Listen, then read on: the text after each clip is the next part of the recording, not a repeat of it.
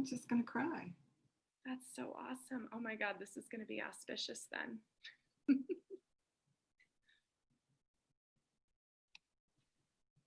Well, good afternoon and good evening, everybody, and welcome to the One Heart, One Earth Global Healing Summit for June 2020.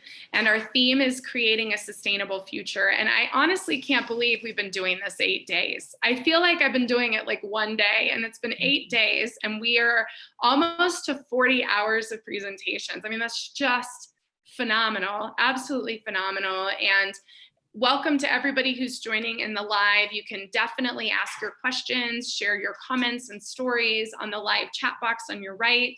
We hit 400 subscribers this morning on YouTube, which is so phenomenal because we started with 80 back in April 1st. And so that's just a beautiful thing in 2 months. So thank you guys for supporting us. The summit is coming to a close, but you can still get on our mailing list at oneheartoneearth.net. And all you're going to get there is all of our incredible facilitators and presenters are sending in, you know, contributions when they can of articles for our online magazine. We have a video gallery, an art gallery, all of these things. And so we're sending out a monthly newsletter starting August 1st that's going to feature what is new on our One Heart, One Earth site. So we're giving Goop a run for their money because we are going to do it and do it in 11D style. And so just so you guys know, and that's oneheartoneearth.net. And it's always a good day when Tayria is here. It just is. It's so wonderful. And she just had a wildlife come into her space. So this is an auspicious presentation. So welcome, Tayria. Thank you. Thank you so much, Lisa. Congratulations on what you've been doing for the last 8 days and the last many weeks and months. I mean, you're just like I keep telling you, I hear Alicia Keys singing, "This girl is on fire." Thank You're you so just much. on fire. I'm so proud of you and happy for you. Oh, well, I couldn't do it without you. I mean, truly, like, it's everyone coming together and all of us having the same mission and the same purpose. And I do have my shirt on, everybody, so you can still so get your beautiful. shirt. Yeah. We actually have an apparel line coming out in the next week or two, and it's sustainable fabrics. So you can get your shirt on Fine Art America, but we'll have an even better option for you that's earth-friendly shortly. So I'm going to hand it off to you, Tayria, and let you go ahead and share your topic and get into it, and I'll pop in. And for everybody who's watching live, I will moderate your questions. So as they come in when it's appropriate, I'll pop in with those also. Okay. I'm going to just tell this little story before I begin on my topic. The topic today is reawaken your Indigenous heart.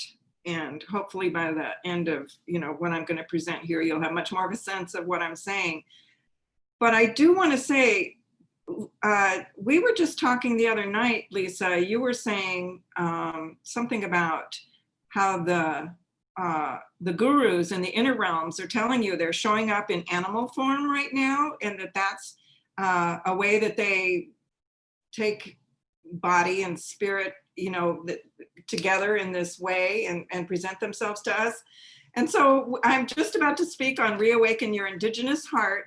And just as we were going live, just the second you pushed it, a deer walked right. I mean, I'm going to cry. A deer, a beautiful little young fawn, just walked across my backyard here, right in front of the door that's behind me here.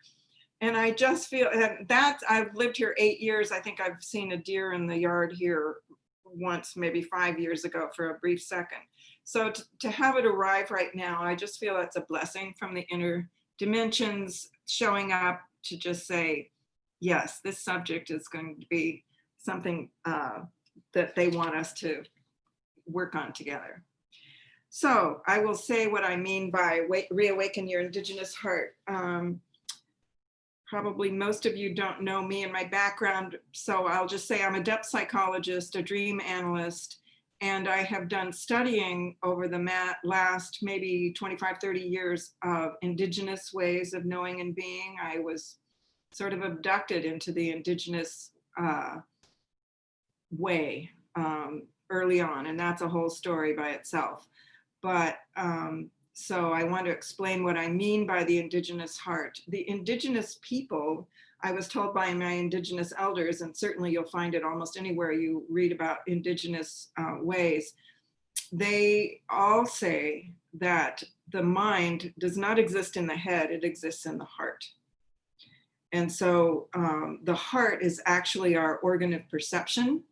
It's our organ of communication, that the brain, there's a brain in the heart, just like there's a brain in the head. And somehow, somewhere along the way, and some would say around 1415, 1600, right around in there, we switched the operation to the brain in the head and began to colonize the wisdom of the heart and the way the heart thinks, the way the heart knows, the logics of the heart, the reasons of the heart. And so the way that we colonized Indigenous people on this planet, starting about 500 years ago, that's what we have done to that Indigenous aspect of our own being. And also, let me just say, when I speak of Indigenous, I am talking about all of us, not just some with a certain ethnic background. But my sense or my understanding is that all of our ancestors, every one of us, no matter what culture we come from, what the color of our skin is, all of our ancestors lived in an Indigenous way not that long ago. So when we think of reviving our Indigenous nature, that is not it's not meant to be a cultural appropriation from others who have very recent ancestors and who still live in this Indigenous way. But it's meant to say that each of us in our ancestry have this Indigenous way of knowing and being. It's built into us. It's who we are. It is ourselves as humans and as members of this community of life on Earth. So that's what I'm referring to when I say the Indigenous way. I'm not stepping over into somebody else's culture. I'm stepping into our own center, into our own genes, into our own spirits. And so let me just talk a little bit about the difference between the thinking in the head and the thinking of the heart. Carl Jung, who is one of the founders of depth psychology, which is where I've done my doctoral work and so forth. He had this experience when he went to New Mexico. He met an Indigenous man named Mountain Lake. And he was deeply impressed by a conversation he had with Mountain Lake, where Mountain Lake said that his people believe that the white person has gone insane because they think with the head. And Carl Jung was surprised. He said, "Of course we do. What do you think with?"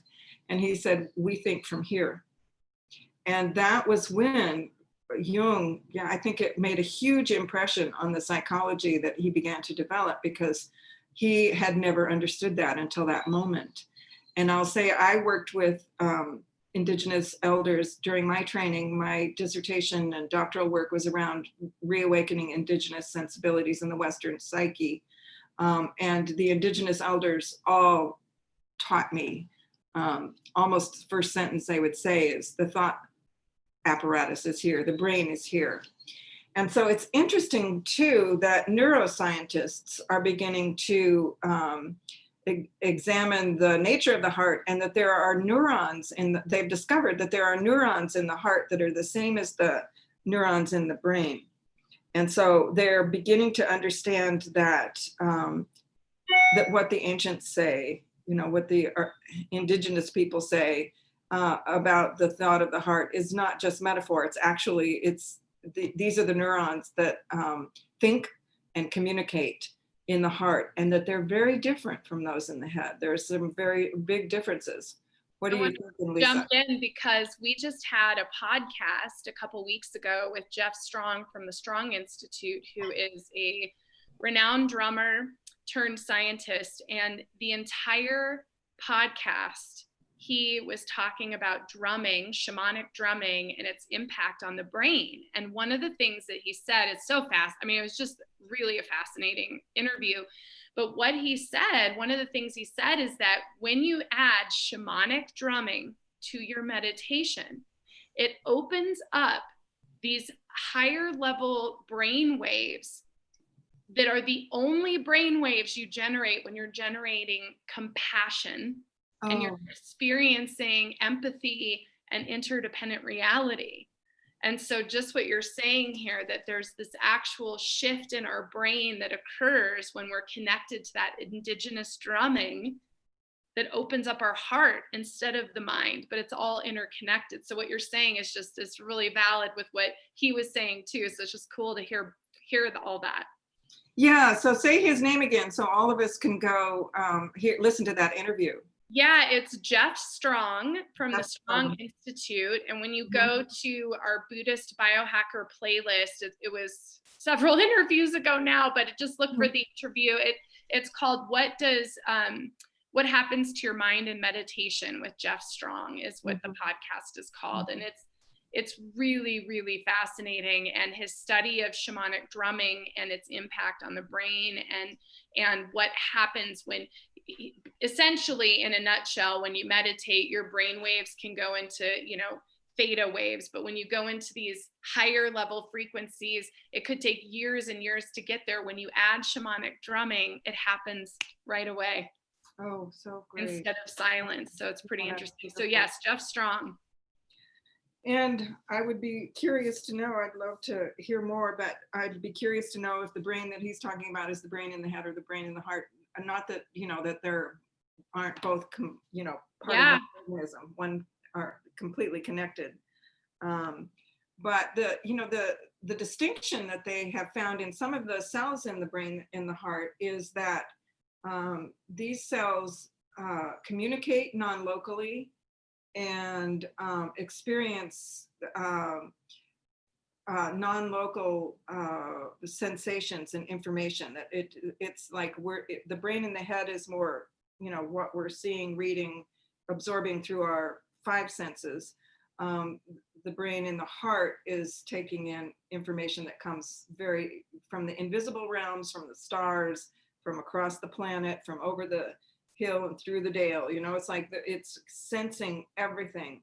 And it's the cells in the heart too that are able to communicate with the more than human world. So I have literally had the experience of plants talking to me. And so that is how Indigenous people lived. They even in the jungles of South America, one research scientist, Jeremy Narby, was down there working for a pharmaceutical company, and he asked them, how did they discover, how these plants, what their medicine is good for? And they looked at him and they said, the plants tell us. It's like, the plants, you think you're going to get it from a book? I love that when I read that. So it's like the whole other than human world is waiting for us to revive our Indigenous heart and listen to what the more than human world is saying to us. It's like Thomas Berry, who's an eco-theologian. I recommend any of his books. He wrote The Dream of the Earth and Befriending the Earth and many other great essays and books. But he talks about the great conversation, and that the white people, when we've been thinking with the head, have cut off the great conversation, so that the wind that comes up, the deer that comes through, the turkey that's up there just right now, the colors, the flowers, all of that is in conversation, and it's all communicating to us. And why did we stop listening to the great communication and being a part of the great conversation? The river, all of that is talking, the colors in the sky, the smells that arise, all of that is an immense conversation that's happening. And he says that humans have developed an autism where we're just listening to ourselves, talking to each other, becoming so limited in the amount of information that we're able to participate in. And that is because that's how the head thinks. And all of that is, useful to the extent that it's useful, but it's cutting out the thought of the heart, which takes in all of this information and which would keep us in this harmonious rapport with the rest of nature. Now, the heart is very inclusive, and so it's not going to be your organ for planning conquest, and it's the thinking in the head that is how the conquerors were thinking, the colonizers were thinking, the people who develop all of our consumerist sort of obsession and reality, and all of that is not thought of the heart. And so the thought of the heart has to be suppressed in order to go with the programs that that these other ways of being have created in the last several hundred years of modernity. So, so when you're thinking that way, sometimes you get, for one thing, you get very disoriented in this world. And for another thing, you can be very highly criticized by the people in this world who really don't understand those modes of thinking. And so it can be like a real dismantling of the ego, the dismantling of our life as we know it. It's a very challenging thing to start to think with the heart. But once we get the rhythm of it, it's the greatest feeling and the greatest joy there is. Speaking of getting the rhythm of it, I'll just tell you this dream. Dreams are my big teachers. And I had this dream many years ago. So in the dream, I am feeling my heart beating. And when the heart beats, I'm in my body. And then I get this message that says, you must listen to the space between the heartbeats. And so then the heart beats, and then all of a sudden I fly out into the universe, and I'm one with everything in the universe. I'm part of it. It's part of me. I'm out there. It's completely ecstatic. I'm very conscious, and one with everything. And then the heart beats, and I'm back in my body, back in the stresses of my life, back in all the things that I'm doing, trying to raise children and have a job and, be a partner in marriage and so forth. And so there I am in my body. And then I float out into the whole universe again. And that's the space between the heartbeats. And then my heart beats again. And I'm like, I don't want to come back. Just stop it. Like, what are you doing? So then the message of the dream was listen to the space between, but sort of get the rhythm of the dance. It's like we're in this body with all that we have to do and have to offer and have to accomplish having incarnated on this planet. But listen to the space between.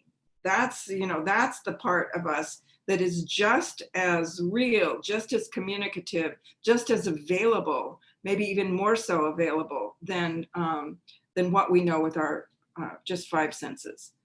And I want to say too that there's a man named Michael Cohen. He has started this experimentation that has discovered that humans have 54 senses, not just 50, not just 5. So that we have all these different senses that we're not even utilizing. One of the ones that I remember seeing on the list is the sense that somebody's looking at you. And you know how that is, like you're in a group or in a restaurant or something, and all of a sudden you have a sense that somebody's looking at you, and you can't see that person looking at you, but you know it. You look around and you find that, yes, somebody's got their eyes on you, and there's a sense there. So there are like 53 senses that we have that we're not even utilizing or aware of or owning or, taking into our sensing of the world. We've sort of shut all that down. And I would say probably most of those senses are part of the heart thinking, the way that we think through the heart. And so if we were to get back into the heart thought, then we would discover that all of these senses are available to us and how to use them. there are times when I have twice done a 10-day vision quest. And during those times, that's getting out into nature all by myself, and not having any human contact. That there are times when I'm in those spaces, that's when the plants talk to me. A tree actually asked me for a favor and I did it. But it came right into my head. Then I saw exactly what I was meant to do and I did it. And the tree was like, thank you.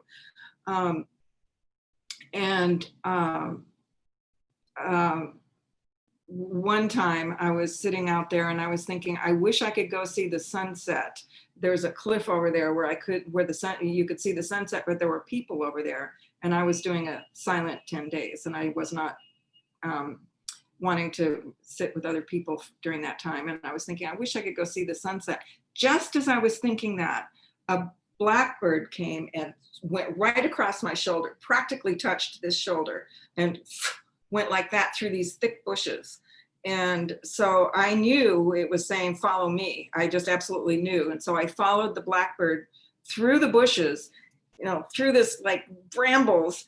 And there was a place that I could see the sunset all by myself. Nobody knew it was there because it was behind all these bushes. And so all of my 10 days, I could go to a very private place where I could see the sunset. But the blackbird knew my thought. I mean, these are the senses that we can awaken. It's like they know, like that deer somehow knew that we were about to start talking about this and showed up. And I don't think that that's an accident. I just do not. And that blackbird, and something in me absolutely understood its language too, so said, follow me. I just knew. And like, you don't normally go running into thick bushes, but I knew that that's what I was supposed to do. And I did. And it showed me exactly what I was needing and wanting. So I could talk about those 10-day vision quests. There's stories after stories of what it was, what I learned there and what I experienced there. But I will say to you, if you want to awaken the thought of the heart, do whatever you can to spend time in nature and really listen, deeply listen, and somehow to know that you are being seen just as you are seeing, and that those plants, those trees, those insects, those birds, those squirrels, all of them, they see you and they know things about you and they understand things you can't imagine. That a plant, the intelligence that's there, it is not small, it's huge. So if you want to feel seen and you want to feel known, you are not alone in nature. You can be seen and known in nature better than you can with humans a lot of times, because we've shut so much down that we can't even see and know one another in a certain way. We've shut it all down. We're not thinking with the heart, and the heart would give us all that information. I love this. It makes me think. I have a little animal story. Animals, and I have this just love of the animals coming on my walks, and they do. In fact, I went the other day with my husband and we had a snake cross by, and just there's always something talking to me in nature. But I have this great story. Back in 2016, I was going through a mold exposure and I was having a bunch of health issues. And so I went for this walk by myself, and it was like hard for me to even walk up this hill. When this happens, it like really shuts down my body and my energy. And so I was walking up this hill and I'm like, I just need to make it up this hill. And it's a pretty busy trail in Colorado. So there's a lot of people going back and forth, just lots of people. And I thought, you know what, I'm just going to sit down for a minute. Like, it was a pretty big hill and I just wanted to get outside. And so I sat down and I just sat and I thought, okay, I'm just going to ask nature to be here with me and just sit. And so I sat, and all of a sudden, and this is when you talk about those senses, I'm so curious about those 53 senses, 54 senses. But I sat, and all of a sudden everything got very still.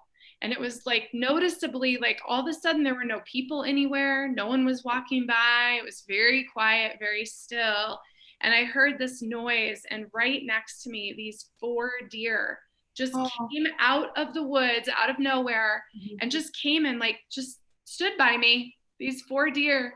And I just knew I was going to be okay. You know, it's those messages where it's like, I just knew they had come to be with me, and they knew that no one else was coming, and they knew this was the time to come forward. And so, that's just I love that story because it was just really touching to me. And then here's this deer showing up at the beginning of your presentation, Oh, yes. right? And, so I just think, gosh, that listening to the animal kingdom and stepping out. And the only other thing I wanted to say, because I'm listening to you and I want you to keep talking, but Alberto Villoldo, who's, Peruvian shaman, he spoke on an old video that's on his YouTube. I mean, it's like an old video, but he said that he went to, I think it's in Peru, he went, to go be in this community, and he would walk and he'd never see anything. And he said it wasn't until one day he walked and he finally saw an animal, and he realized that he was finally vibrating with the animal kingdom. And so that stuck with me, because I thought, we have these experiences with the animals. You've had them, I've had them, I'm sure many people watching have had them.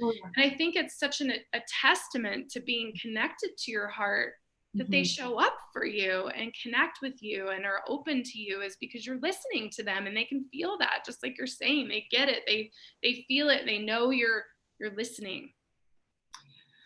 Yeah, I love that. And, I think all of us, like you having that story, and I would guess that every single person who's listening here has those stories, but it's for us to sort of bring them from some kind of side story in our life to more central. It's like, wait a minute, what was that? It's almost like you had a vision of some great reality. We shouldn't just stick it in an envelope in a drawer, but bring it out and say, what, like really give importance to what's being spoken there. And when you talk about Alberto Villoldo being in touch with the vibration of the animals, here's another story from one of my vision quests. But so maybe 3 or 4 days into it, I'm there doing whatever I'm doing, and all of a sudden I hear a hiker on a trail that's that's a little distance away. And I don't want to be heard or seen, because I don't want somebody to come by and, chat. So I just sort of hunker down and get really quiet while the hiker goes by. And then I realize all the animals that are there, the squirrels, the birds, everybody else, all of us got quiet while the hiker went through. And so, and the hiker had a dog, so they went on by. And then as soon as the hiker was out of range, we all woke back up again and started doing our thing. And then I realized they're not thinking of me as human. It's like they didn't hunker down because I'm there. We're all just doing this thing together. And as soon as the hiker comes through, we all get quiet, but then we all wake back up again and start doing our thing again. And they weren't thinking of me that way. I was part of their community. And I just absolutely loved that when I realized, oh yeah, we all woke back up. It's so sweet. Yeah. Yeah. And okay, so now that I'm telling these kind of stories, I didn't know where this was going to go, but I'm going to tell another one. So the tree that spoke to me that I mentioned, that's a longer story, and I can tell that in sometime. But I had that was like a breakthrough for me to know that the tree would speak. So maybe, I don't know, maybe a year later or something, I had, like I said, the tree asked me for a favor and I did it, and I knew the tree was saying thank you. So like maybe a year later, I'm sleeping outdoors, which I recommend anybody, if you want to start awakening your heart and awakening your senses, sleep outdoors as often as you can. And sometimes I just go out on my front porch. I have had locations where I could sleep, most of the year outdoors, where I could just see the stars in the sky and hear the wind and the owls and the birds all night long. If you can do that, do that. Okay, so I'm sleeping outdoors, and all of a sudden I wake up and I can't get my boots on fast enough. It's almost like I'm on the other end of a rubber band that starts pulling me, and I don't even know what's happening. I just get up, and this was near the ocean. This is when I lived in California. This was near the ocean, and fog had rolled in off the ocean that was like thick as pea soup. I mean, I could hardly see the hand at the end of my arm. So it was really thick fog. And I'm just pulling on my boots and I start running up this hill and down this way. And like I said, it's just, I'm being pulled. And then I realized, oh, I'm going to the tree. I didn't even know when I started out. It's like, and the tree was almost a mile away from where I was. And I was going through like thick fog. I could have walked into bushes, off cliffs, all of these things. I heard animals hissing as I was going through their territory, just, like, what is she doing? And I walked all the way to the tree, and I got there without even eyes or a brain, really. It was some other part of me that was operative, because nobody with a brain would do that. Set yourself on a path like that in the middle of the night, in the fog.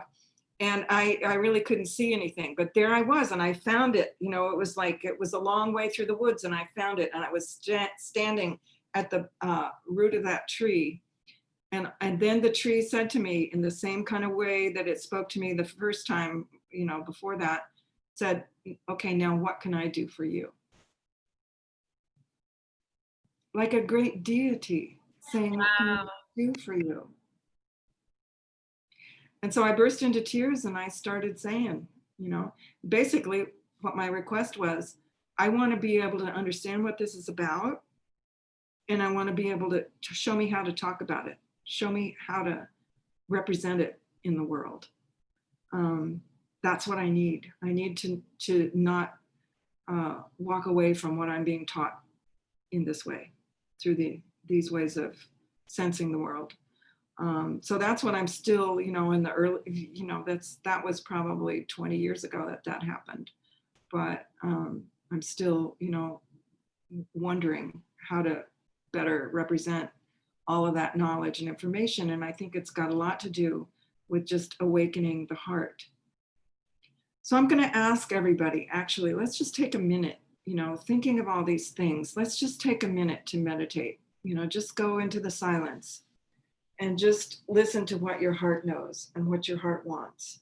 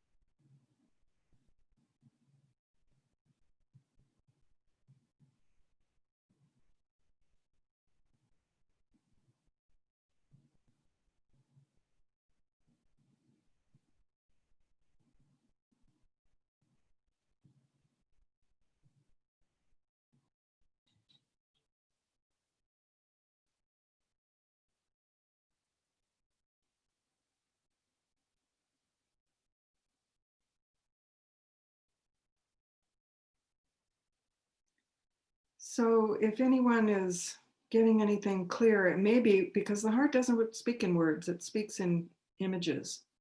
And it actually takes us into the silence. So if you're not getting anything in particular, no words or images, that's appropriate. That's fine. If you are getting any words or images, if you want to share them in the chat column or just keep them to be with a little more fully later, I would say do that. And whenever you can, take a moment to just tell your head to take a break. It's like this is the, this is meant to be the servant to the heart. It's, it's a good operation that we have going in the head. But when it becomes the leader, it's like bad leadership. It's not meant to be leading this show. And it has been for 500 years, and that's a bad thing. So, like tell your head to just take a rest and let yourself be really available to what the silence and the words in the heart are about. Not the words, the images in the heart are about. And just give yourself that and thank your head for what it's doing and thank your heart for what it has to offer. I went searching earlier this morning for I wanted to pull out some writing by Henry Corbin. He is a French philosopher, and he was a professor of Islamic studies at the Sorbonne. But he did a lot of work. Corbin is Corbin, Henry Corbin, if anybody's interested. He did a lot of work on the imaginal realm, talking about giving voice to what the imaginal realm is, that it is an actual dimension of reality, that we think of it as just some figment in the head, but no, he was saying the imaginal realm is a dimension and that we enter there. And he talks about the dimension and the realm of the heart as an actual dimension that we enter in the same way. So the imaginal realm and the realm of the heart are very similar, if not exactly the same. I would need to read more of his writings to see if he calls them the same, but he says, and I just want to read these words of his because they were so meaningful to me. I knew I wanted to pull them out. He said that the heart is an organ which makes it possible to achieve the true knowledge of things, a knowledge that is inaccessible to the intellect. And he writes of what he calls the hima of the heart, Himma, as a concentration that makes it possible to know the divine being through intuitive vision, such that the mystic becomes the true knower or the eyewitness of God. He concurs with the Gnostics who say that the true eye is in the heart. And you see that in some of the Gnostic literature. They draw the heart with the eye in it. And they say it is the heart which actually sees true and sees clear. And that it is an intermediate realm. And facility within the heart yields the understanding that all things in our so-called sensible world are of the same order as visions in a dream, subject to interpretation in the same way that the images we encounter during sleep. The hema of the heart sees as real the figures of the imagination and of dreams, and also the figures we call real as dreams. So in that sense, when you're thinking through that, it's like everything here, the turkey that's now walking down my steps, the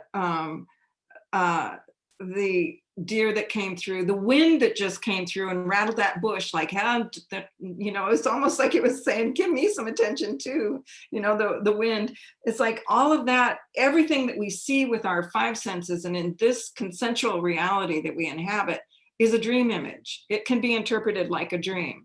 And when you're thinking through the heart, everything's a dream. And the Aboriginal and Indigenous people think of the dream time as an actual ontological realm that we enter. It's like another dimension we step into. And they say that the Western person, or the white people in particular, have gone insane because we only dream when we're asleep. We only think dreams are something that happens when we asleep. They dream awake. They can step in and out of that reality at will at all times. And so they're walking in this dreaming dimension just while they're awake, fully sensible and awake. And so that is what we have available to, the access to these other dimensions that we can walk in and out of. And that is the dimension of the heart. That is the dimension of the imaginal realm. So whereas those things that show up in this sort of visionary realm and the things that show up in the visible realm, they're all part of the same field of consciousness and communication. And so that's what the heart knows.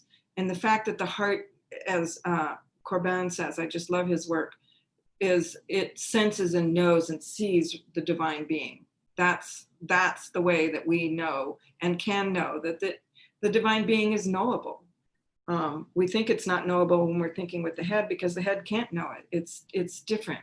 The intellect is a different sort of apparatus. It has its very good uses and its serious limitations of knowledge. So I wanted to share that with you. And I also wanted to share one of my favorite dreams that I ever had, maybe the key or core dream of my life. I don't know.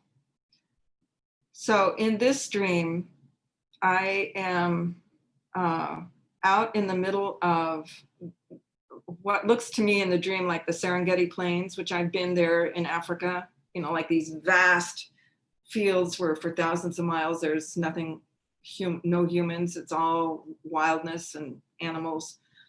So I am moving into that territory in the dream. And there's a little compound there. And there's a woman who had been the proprietor of that place who was showing me around. This is, you know, this is where I'm moving into, and she's just showing me all around. And I look out across the plains and there are two tigers loping toward me. And I just see them very deliberately, very slowly, just heading my way, and I know they're coming for me. And one of them, as it gets closer, locks eyes with me, and I'm locking eyes with this tiger, and it comes up. I mean, they're obviously coming in peace. There's no fear, no worry. There's only interest, mutual interest. And the one tiger, as it gets closer, I see that it's giving birth. It's in the middle of giving birth, and the baby tiger is coming through the chest. And it comes and it lies down at my feet, and I see the birthing is happening, you know, through the chest, and the tiger is asking me to be a midwife to help birth it. And I hear the words, the birth canal of the heart. And so I help birth this baby, and I'm holding this baby as the baby is born. And I'm like, okay, well, somehow this mother tiger wants me to help raise this baby tiger with it, you know, bring it into this world. And somehow I've been called to this. And I think of that baby tiger, you know, as the birth canal of the heart. It's like the heart wisdom that's trying to be born again into this new modern techniques and mechanized world that we've created. It's like this wants to come again to us. And why, you know, I had to ask myself, why is it a tiger? You know, why not a butterfly or a bunny? Or, you know, it's like the dream is very specific about this being a tiger. And I'm just thinking the tiger is fierce. Tiger burning bright, you know, it's like, you know, it's a fierce animal. And I'm thinking anybody who lives in the heart lives fiercely. The heart has values. The head can lie, it can deceive. The heart knows. It will not lie to you. It will not deceive you. And it has these values. The head can step away from, you know, our moral imperatives. The heart cannot. And so it's like it takes that fierceness to live in the heart. You have to be fierce. You have to be able to, you know, have the strength of the tiger to live in the way that the heart offers to us to live. So it's kind of to know that the ways of love are fierce. It's not, love is a fierce thing. It's not soft. It's going to protect its own. I brought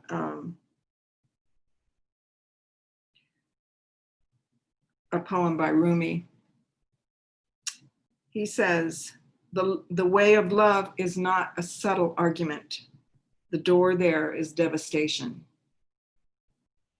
And I think that, you know, that came to me when I was open. I probably in the very time that I'd had the tiger in the heart dream, my life was coming undone. It was unraveling, you know, at a very rapid, devastating, heartbreaking way.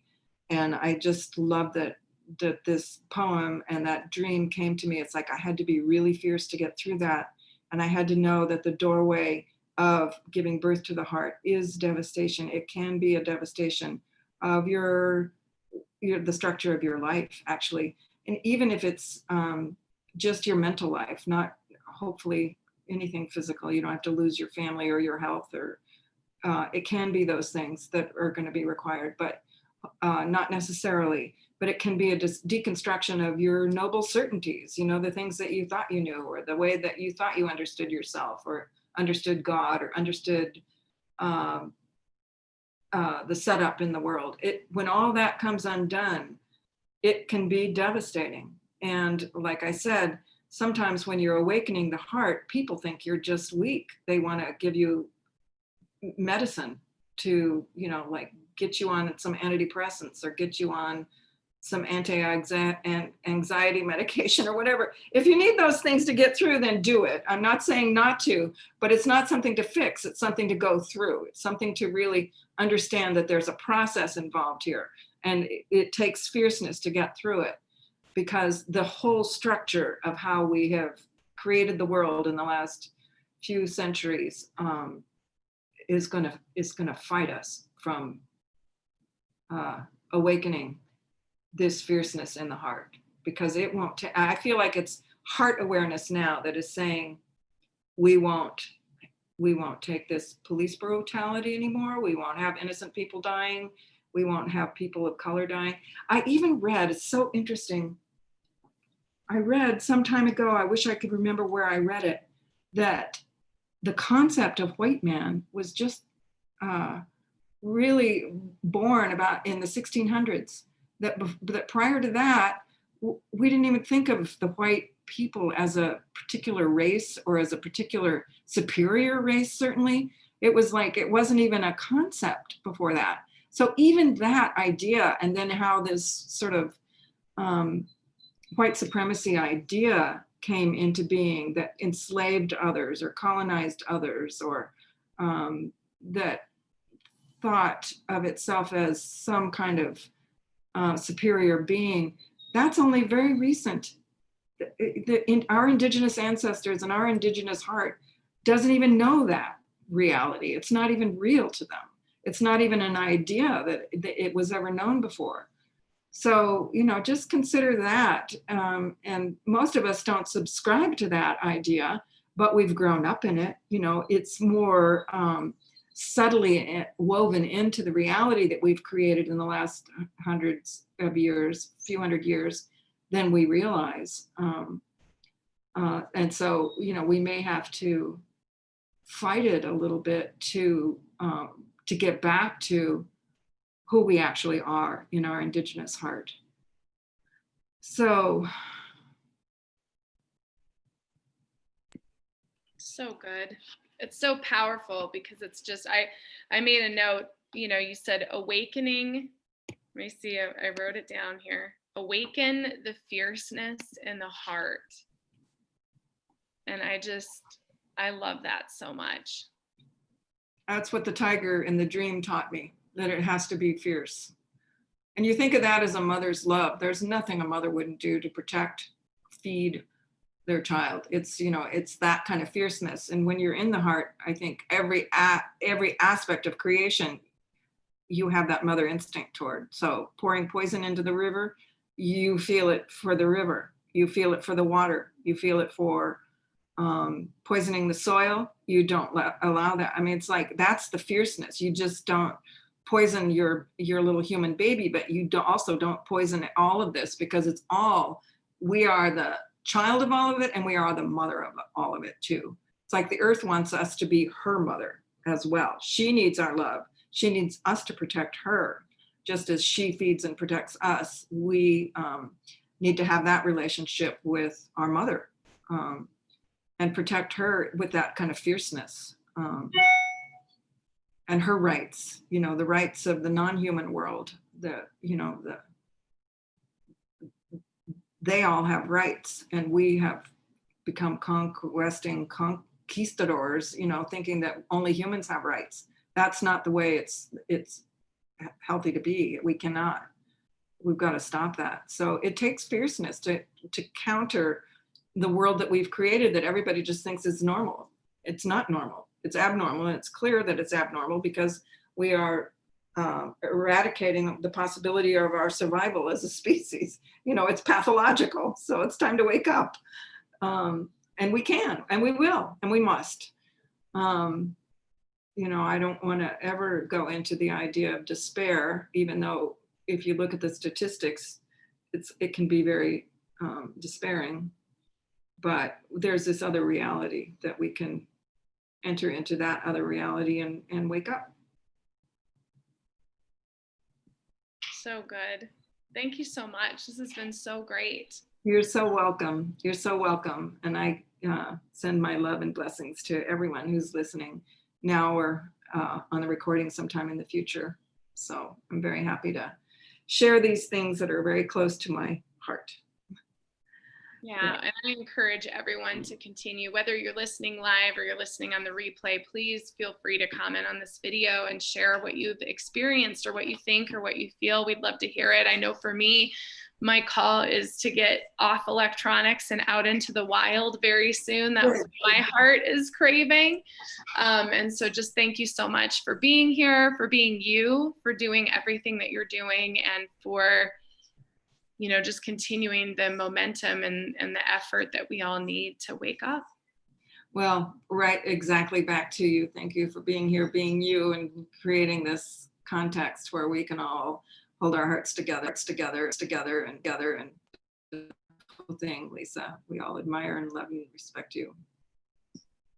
Much love to you. Bye, everyone. Bye.